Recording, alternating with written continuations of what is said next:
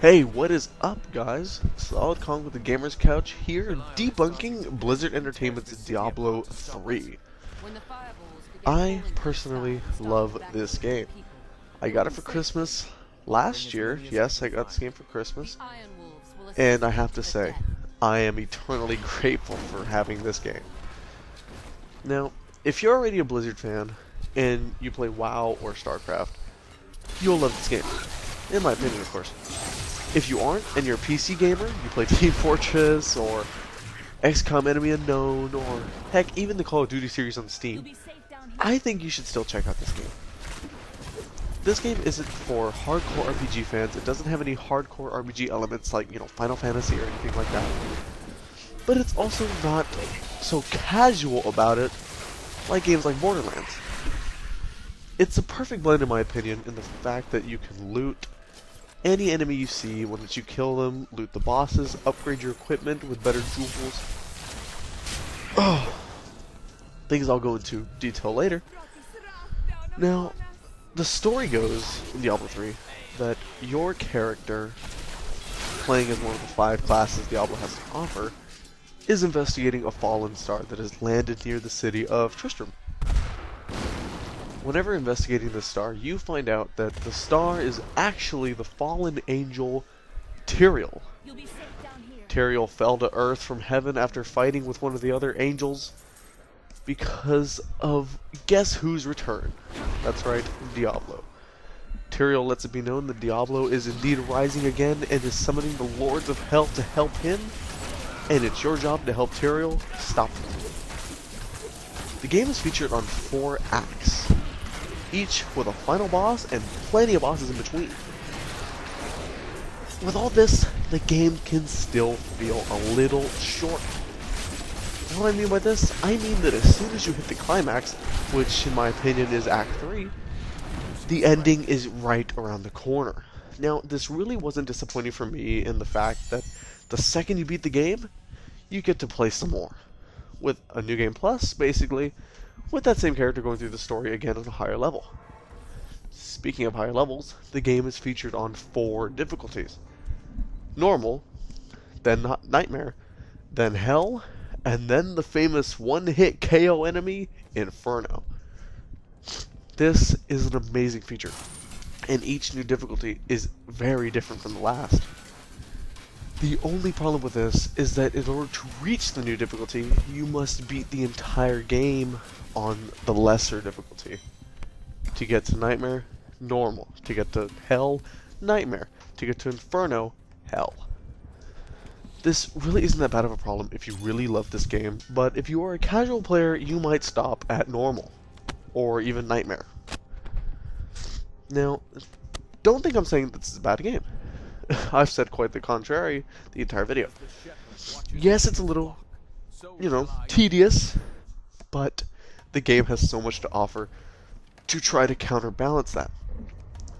In one playthrough, you might see, a merchant, traveling, and then you have to fight him because it turns out he's a snake guy.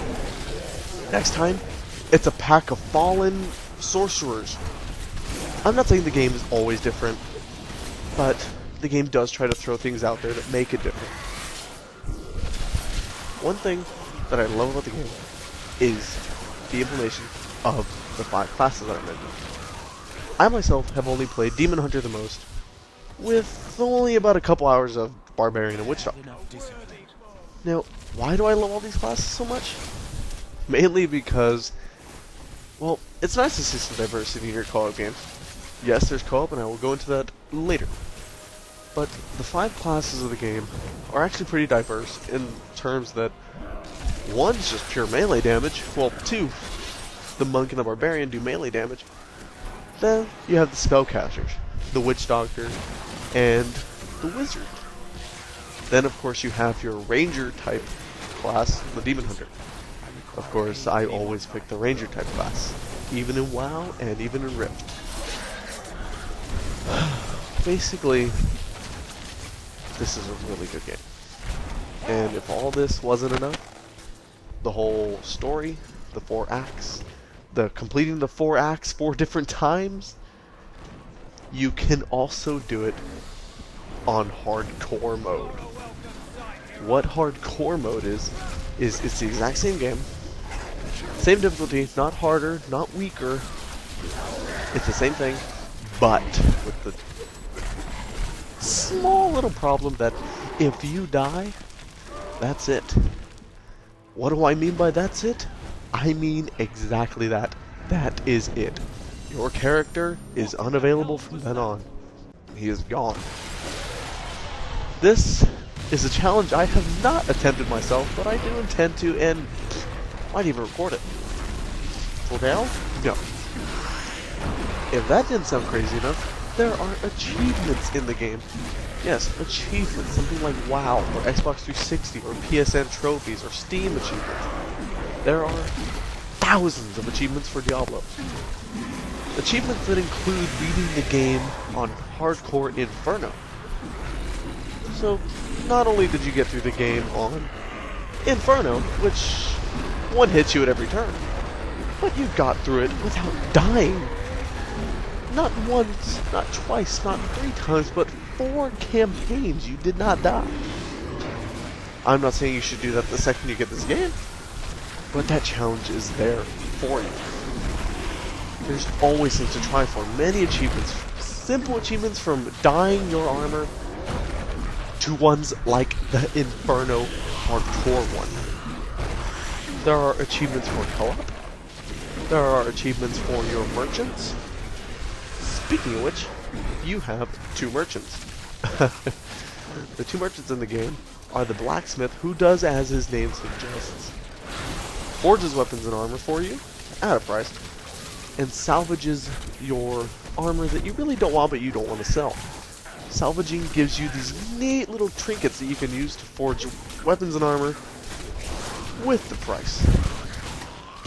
The second merchant is a jewel crafter, who can combine the jewels you start to find in your journey right around Act 2. These gems combined can make better gems such as flawless, perfect, or even radiant.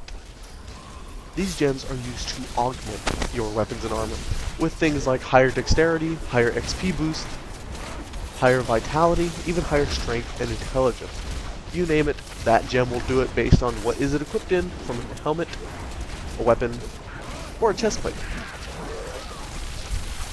Now I'm finally going to get to the co-op. As if all of this wasn't enough, ranging from the achievements to everything I mentioned in this video, you can do it all again in co-op.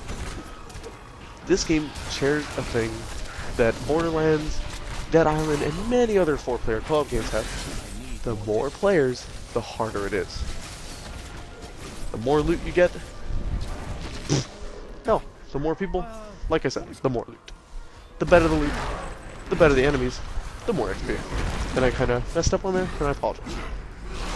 This game is fantastic, and I recommend this for anyone that can play it, and anyone that has a PC. Why do I say that? Simply because it's really freaking fun. The story is easy to get into, and you really don't even have to pay attention to the story if you like the gameplay. You can play it once, play it as many times as you want. But I do recommend that. I recommend you play it. I give this game an honest 9 out of 10. Thank you for watching. Let's do this again.